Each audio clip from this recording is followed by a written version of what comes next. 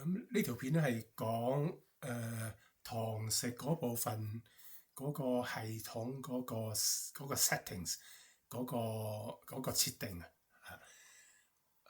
嗱，外賣有佢自己嘅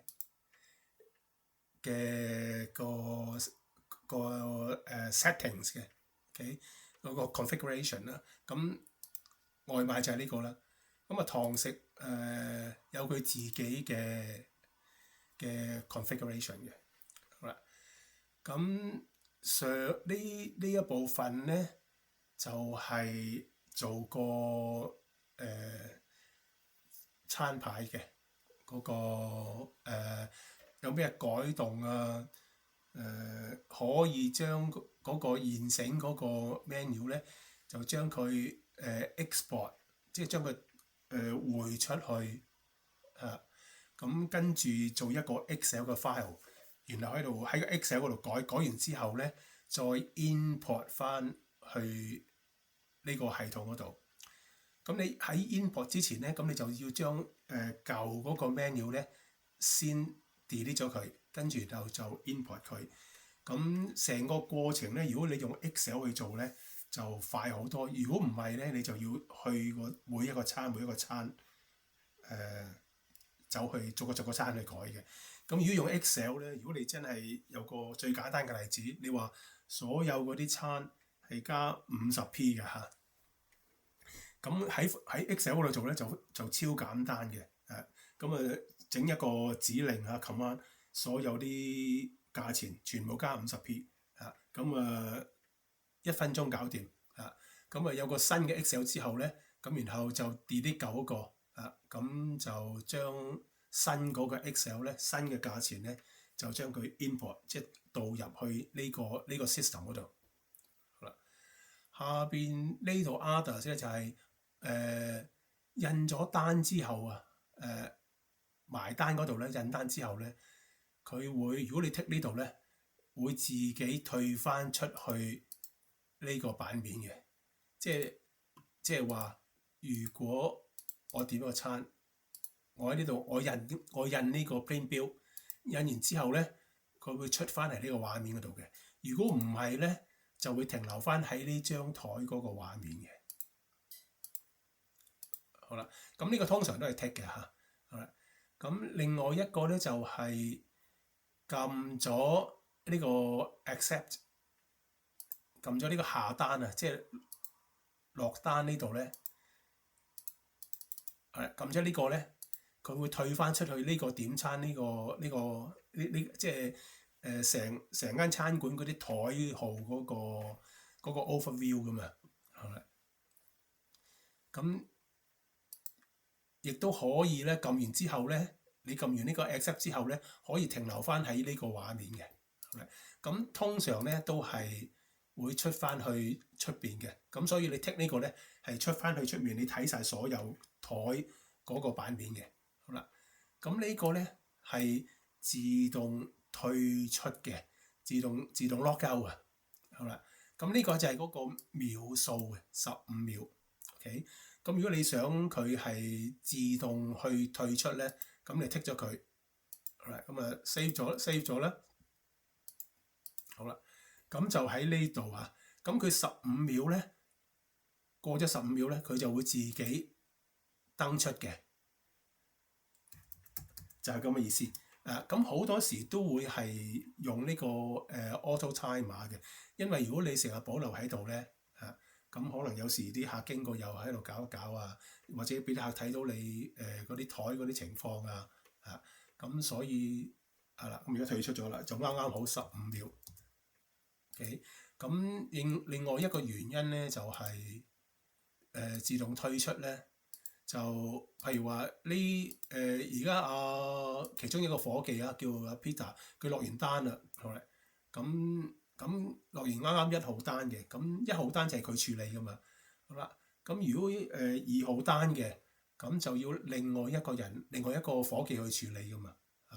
咁另外一個夥計咧，佢就用第二個佢自己嘅密碼去登記，咁咪可以 trace 到邊張台或者邊張單係邊個服務員啊，邊個夥計去負責嘅咯。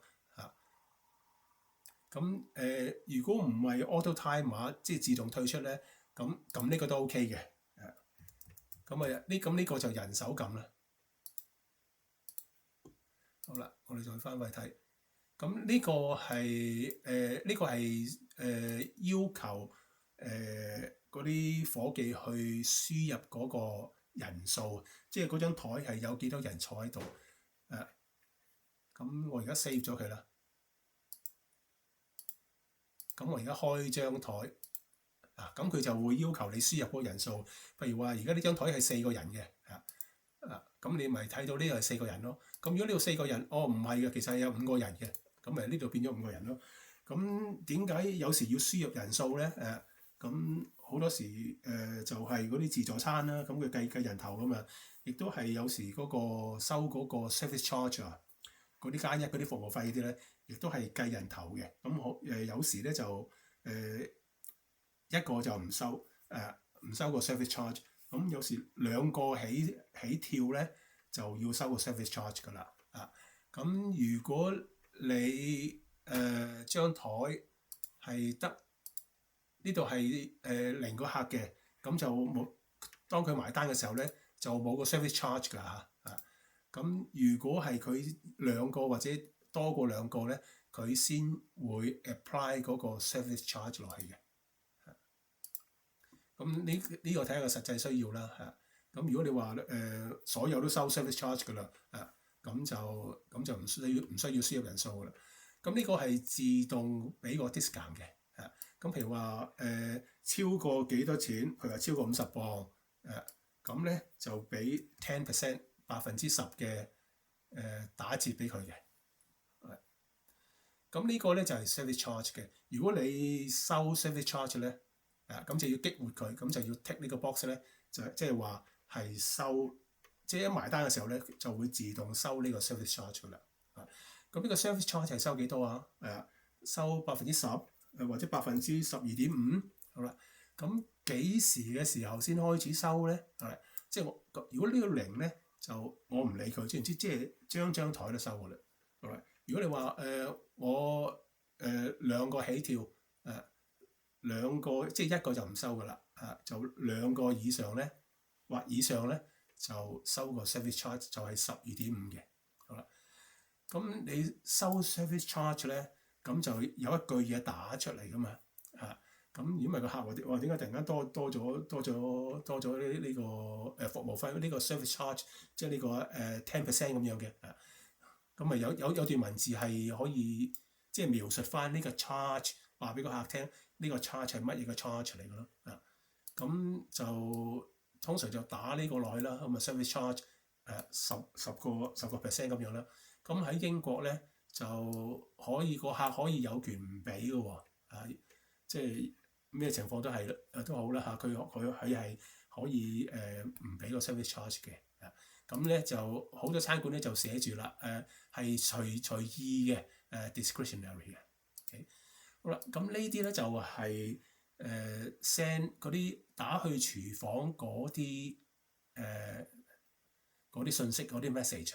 好啦，咁而家你見到呢度就有咩走二盤啦，走正餐啦，暫停出餐啦，或者係 hurry up 快手啦。